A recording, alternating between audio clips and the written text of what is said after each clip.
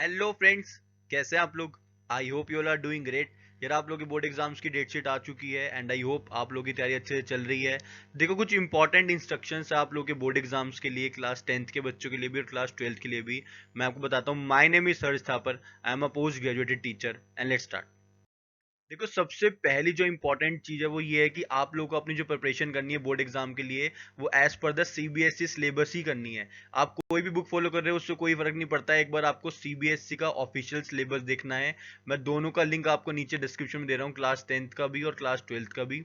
अगर official syllabus आप लोगों का ऑलरेडी है, वहां से पढ़ रहे हो, बहुत अच्छी बात है। अगर नहीं है तो लिंक नीचे डिस्क्रिप्शन में है। ऑफिशियल सिलेबस के अकॉर्डिंगली सब्जेक्ट वाइज पढ़ो, चाहे इंग्लिश का है, मैथ्स का है, अकाउंटेंसी, इकोनॉमिक्स, कोई भी सब्जेक्ट है आपका, क्लास 10th का है, क्लास 12th का, सिलेबस के अकॉर्डिंग ही चीज़ों को करो। क्योंकि बहुत सारी चीज़ें ऐसी हैं अननेसेसरी जो आप लोग पढ़ लोगे, क्योंकि एनसीईआरटी की पुरानी बुक्स में भी बहुत ज़्यादा सिलेबस है, या कोई भी आप किसी पर्टिकुलर राइटर की बुक फॉलो करो उसमें बहुत सारी चीज़ें हैं। तो आप लोग ऑफिशियल सिलेबस को डाउनलोड करो सीबीएसई की वेबसाइट से, और उतना ही पढ़ो जितना आपके सिलेबस में हर एक सब्जेक्ट के अंदर, ठीक है। ज़्यादा भी नहीं पढ़ना और कम भी नहीं पढ़ना है, तो उतनी प्रिपरेशन करो जितना आपके सिलेबस के अंदर है। क्योंकि अननेसरी अभी पढ़ने का कोई फायदा है नहीं, आप लोगों को ज्यादा टाइम अब नहीं बचा है। आप लोग उतना पढ़ो जितना आपके बोर्ड एग्जाम में आने वाला है। दूसरी बात जो सबसे ज्यादा इंपॉर्टेंट है, सबसे ज्यादा क्वेरी निकल के आती है बच्चों की, कि सर पासिंग क्राइटेरिया क्या रहने वाला है हमारे इंटरनल में और हमारे प्रैक्टिकल एग्जामिनेशन के अंदर, बेसिकली बोर्ड एग्जामिनेशन के अंदर। तो बच्चों मैं आपको बता दूं, आपको इंटरनल और अपने बोर्ड एग्जाम में सेपरेटली पास होना बहुत ही ज्यादा जरूरी है।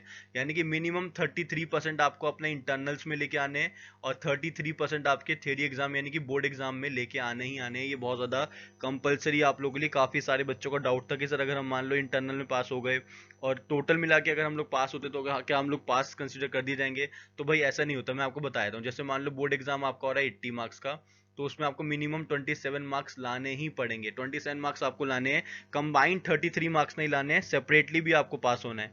समझे मेरी बात को।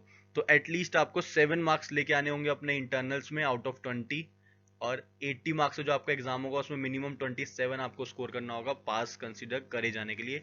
ओवरऑल 33% से कोई फर्क नहीं पड़ेगा, आपको दोनों में सेपरेटली पास होना पड़ेगा।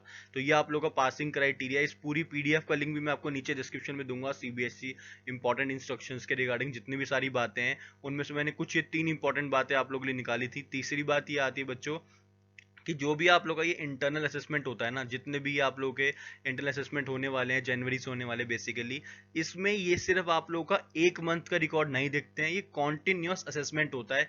जितने भी आप लोगों ने यूटीज में स्कोर किया है, जितना भी आप लोग का प्री बोर्ड का स्कोर रहा है, जितना आपने साल भर में स्कोर किया, डिसिप्लिन कैसा रहा है आपका, आप आंसर्स टाइम पे करते हो या नहीं करते हो, तो ओवरऑल जाके आपको 20 में से मार्क्स दिए जाते हैं। ये ऐसा नहीं होता कि सिर्फ आपके वाइवा में पूरे 20 में 20 मिल जाएंगे या प्रोजेक्ट फाइल से होंगे, नहीं। आपका ओवरऑल पूरा का पूरा असेसमेंट देखा जाता है कि आपने साल भर कैसे परफॉर्म किया। हर एक सब्जेक्ट टीचर को पता होता है कि बच्चा कैसे परफॉर्म करता है, ठीक है। समझे मेरी बात को। और 20 में से यूजुअली 10 से 12 तो मिनिमम मार्क्स सबको मिलते ही हैं, क्योंकि इतना भी कोई बेकार नहीं होता है कि वो साल भर में कुछ भी ना करे। तो 10 to 12 मार्क्स आपको इजीली मिल जाते हैं। आपको जो मेन तैयारी करनी है वो आप लोगों के बोर्ड एग्जाम की करनी है। जितनी ज्यादा आप लोग प्रिपरेशन करोगे उतना ज्यादा आप लोग का स्कोर जो है मैक्सिमाइज हो जाएगा।